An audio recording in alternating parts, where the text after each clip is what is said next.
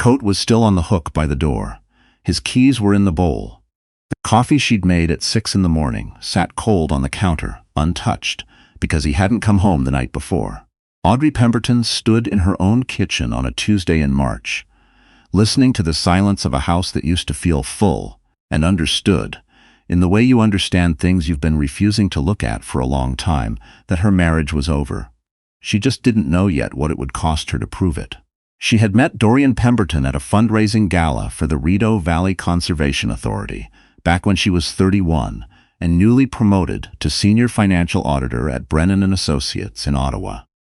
He was charming in the way certain men are charming, effortlessly, and with no apparent awareness of how much space they take up in a room. He laughed easily. He remembered her drink order. He called when he said he would call. They married 2 years later at a vineyard in Prince Edward County. The photos were beautiful, her mother cried. His gave a toast that went on too long and subtly implied that Dorian had married beneath himself, which Audrey filed away and said nothing about, because that was already the shape of things to come. For the first few years, she told herself the distance between them was normal. That was what people said, wasn't it?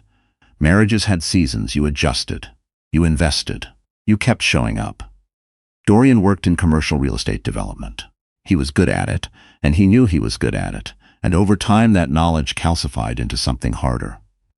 He stopped asking about her work. He started correcting her in front of friends. Gently, always gently, in a way that made it seem like helpfulness. He made decisions about their finances, their vacations, their social calendar, and then informed her afterward. When she pushed back, he'd look at her with this particular expression, half confused and half patient, as if she were a child misunderstanding a simple instruction. Their daughter Harper was born when Audrey was 34. She took her maternity leave and came back to work part-time. Then Dorian started mentioning, with increasing frequency, how much easier things would be if she weren't working such long hours. How stressed she seemed. How Harper needed her. She cut back to 3 days a week. She told herself it was a choice. It was her colleague Brinley who first said the name. They were having lunch near Spark Street, and Brinley mentioned, almost as an aside, the way you say something when you've been working up to it for months, that she'd seen Dorian at Riviera last Saturday evening with a woman she didn't recognize. They looked like they were on a date, Brinley said, and then immediately, I'm sure it was nothing. A client. Audrey nodded. She ate half her sandwich. She said yes, probably a client. On the drive home, she called Dorian. He answered on the second ring and said he'd been home all weekend. Didn't she remember? He'd watched the Senators game on Saturday, and she said, of course, yes, sorry. She didn't know why she apologized. That night, after Harper was asleep, Audrey opened their shared credit card portal, the one he'd set up and managed, and occasionally reminded her not to worry about, and searched back through 6 months of statements. She wasn't sure what she was looking for. She found it anyway. Restaurant charges on nights he'd claimed to be in meetings, a hotel in Gatineau that she had never been to, charges from a florist on their anniversary. She'd received no flowers that year. He'd said he forgot. She sat very still for a long time. Then she started a spreadsheet. She didn't confront him.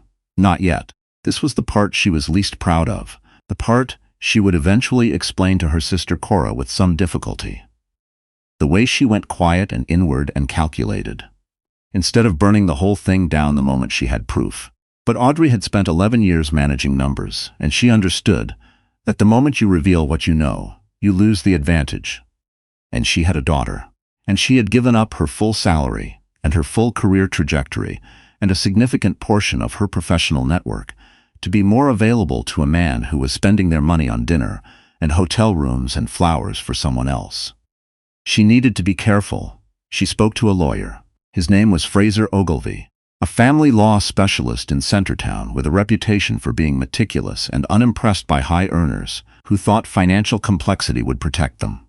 He was small and brisk and wore reading glasses on a chain around his neck like a librarian. Audrey liked him immediately. The first thing you need, he said, is documentation. Every statement, every charge, every withdrawal that seems out of pattern. You work in auditing? She said she did. He almost smiled. Good. She built the case the way she built audit files, methodically, without sentiment.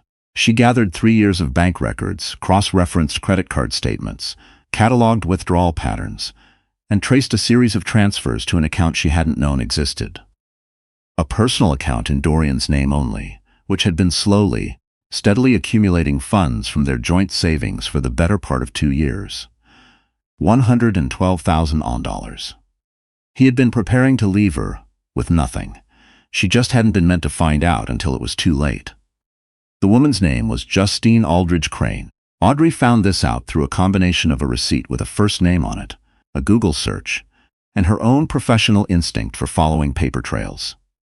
Justine was 33, a marketing director at a consulting firm in Canada. Her LinkedIn photo showed a woman with good hair and confident posture, and the particular expression of someone who has never in her adult life wondered whether she was taking up too much space.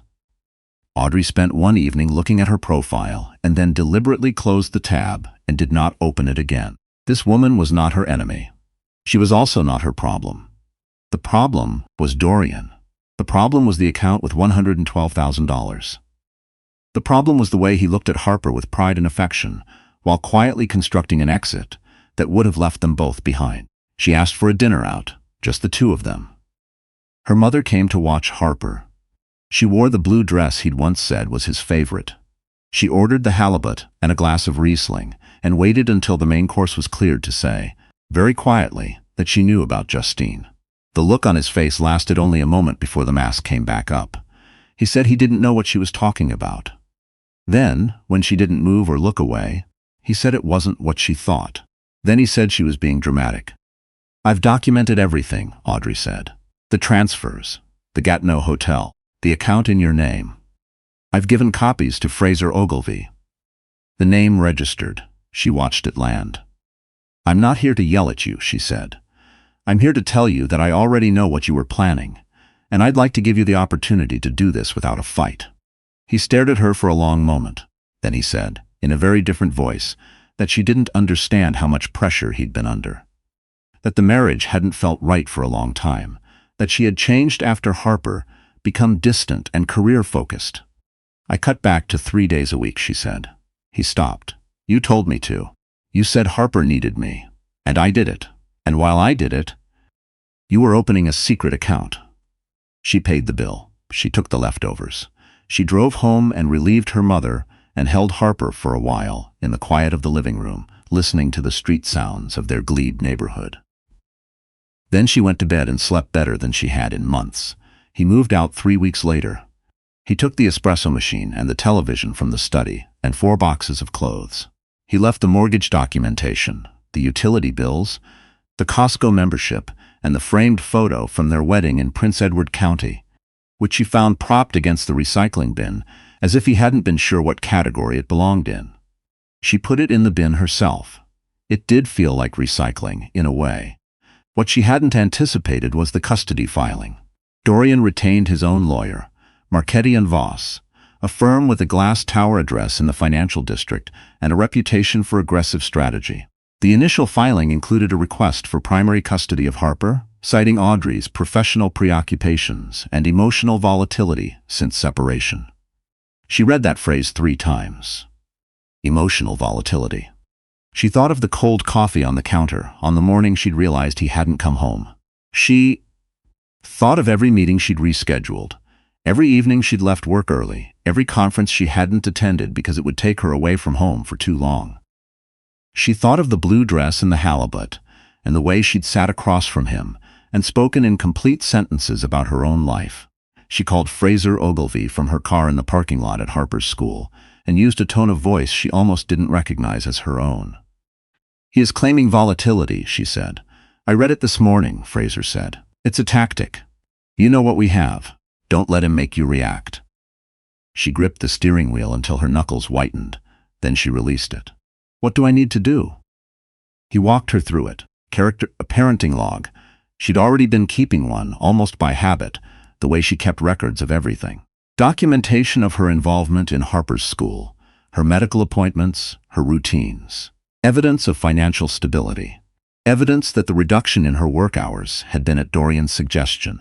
She had the texts. She'd screenshotted them 2 years ago, and stored them in a folder labeled, somewhat grimly, Evidence. She had known something, even then. She hadn't wanted to know it. But some part of her had been watching and keeping receipts. The proceedings took 4 months. During those months, Dorian moved into a condo in Westboro. Justine Aldridge Crane was occasionally seen coming and going from the building, which Audrey learned from Brinley, and then asked Brinley, kindly but firmly, not to mention again. She went back to full-time at Brennan and Associates. Her manager, a steady-handed woman named Phyllis Rao, rearranged the team without fanfare to accommodate the transition and told Audrey over coffee one Friday afternoon that she was glad to have her back properly. Audrey cried briefly in the office bathroom afterward. Not from sadness, exactly. From the feeling of being seen as competent after years of having her competence treated as a minor inconvenience. Harper was 6 and resilient in the way children are resilient, which is to say she was handling it in ways that weren't entirely visible. She asked why Daddy didn't live with them anymore. Audrey said that sometimes grown-ups needed to live in different houses, and that Daddy loved her very much, and that this wasn't her fault. She meant every word. Whatever Dorian had done to Audrey, he was still Harper's father. That mattered. She was careful about that. What she would not do was pretend the last several years had been something other than what they were. In December, Marchetti and Voss filed a motion to delay the division of assets, pending further discovery. Fraser's response was swift and specific, and included a 15-page attachment detailing every transfer into the undisclosed account, with dates, amounts, and corresponding receipts. The judge asked Dorian's lawyer to explain the account. There wasn't a satisfying explanation. The delay motion was denied. The custody hearing took place on a gray Thursday in January. The courtroom was formal and smelled faintly of old carpeting and photocopier toner. Dorian sat at his table in a suit she recognized. He'd worn it to her firm's Christmas party 2 years ago before Everythin. She noticed it, and then looked away. The parenting log filled 63 pages.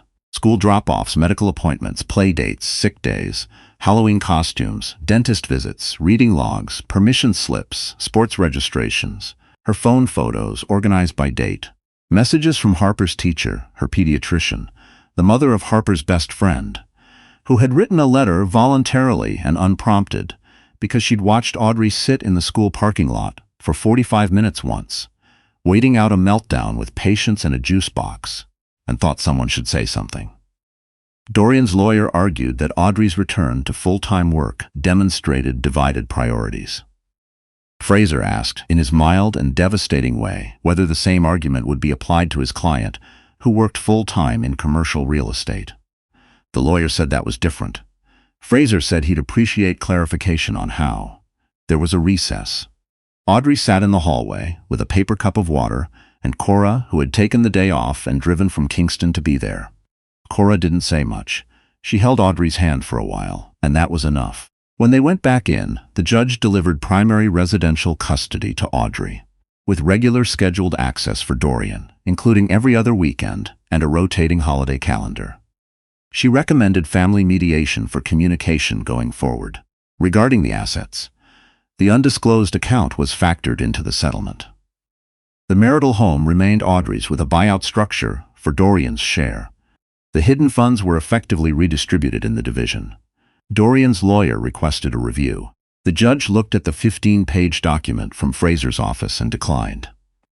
That evening, Audrey picked Harper up from her mother's house and drove home through an Ottawa that was full of January dark and street light, and the particular blue-white glow of snow on front lawns. Harper fell asleep in her car seat somewhere on the Queensway, cheek against the window, completely trusting, completely unaware that anything important had happened that day. Audrey carried her inside and tucked her in and stood in the doorway of her daughter's room for a long time. The house was quiet in the way it had been quiet on that Tuesday in March, but different now. Not the silence of something ending, the silence of something that had been cleared out and cleaned and made ready. She went downstairs and made herself a real cup of coffee, hot this time, and stood in the kitchen and drank it slowly. She had given up things. She wouldn't pretend otherwise. 11 years and a different version of her career and a certain idea about what her life was supposed to look like. She had made herself smaller than she was, repeatedly, for a man who had been quietly preparing to leave her behind. But she had also built something over those 4 months that she hadn't known she was capable of building. A case. A record. An argument for her own life that was airtight and documented and impossible to dismiss. She thought about Phyllis Rao rearranging the team without fanfare. About Fraser Ogilvy reading the 15-page attachment on an early morning and knowing immediately what it meant. About Cora driving from Kingston on a gray Thursday without being asked. About Harper's teacher who had noticed and said so. She had not been as alone as she'd felt. She returned to full-time. She took a case that spring that had been sitting in the senior file since before her leave, a complex multi-year audit of a development firm. And she finished it in 11 weeks and found the irregularities that 3 previous reviewers had missed. Her manager said nothing except to copy her on an email to the firm's senior partners.